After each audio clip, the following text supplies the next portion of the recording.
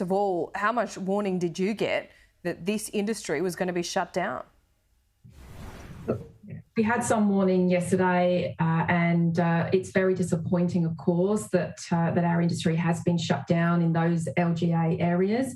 It is a bitter blow for the vast majority of our industry that has been doing the right thing, and particularly for those that have taken the time to get the jab and also that have been doing the right thing over the last 18 months. It seems like the threshold here was 13% infections linked to building sites, and the shutdown happened, probably helped along by the protests yesterday. Is that a high enough threshold for such an industry that so many people rely on?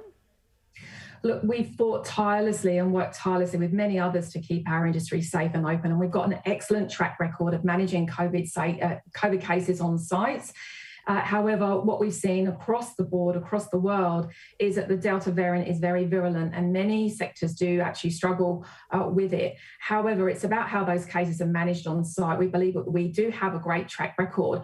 However, we are aware that there has been some growing cases across sites in building construction, and we have been in constant contact with the Victorian government in recent times about those outbreaks. And we have welcomed the COVID compliance from the Victorian government that they have actually cited over the last few weeks. They did put our industry on notice. There have been rising cases, particularly in those LGAs, and that's why they put the boundary up between, for example, Melbourne and Geelong and some of those other areas as well. So it has been very challenging, and it was not helped yesterday by the scenes that we saw in Melbourne. Sure, but did you argue against this shutdown? Was there any kind of leeway given to you by the government, or that was the decision that was made and that was it? Look, we were consulted about it, and of course we did put forward our views on behalf of our members and on behalf of our industry.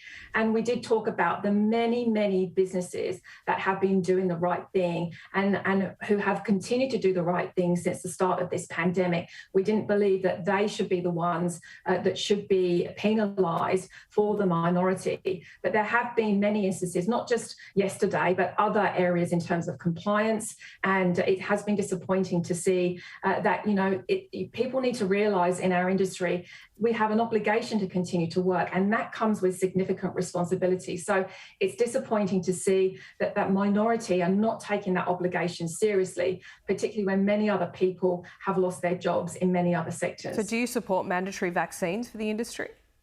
Look, we have been talking about mandatory vaccinations. The situation is that the Victorian government has given our industry very specific targets for our workforce to be vaccinated, to be on site. And without mandatory vaccinations, it would have been extremely challenging for employers in our industry to get those employees back to work. And that's why we've been discussing those mandatory vaccinations. We believe they'll protect our workforce, and our message has been very clear to our sector over a number of weeks now when this came through.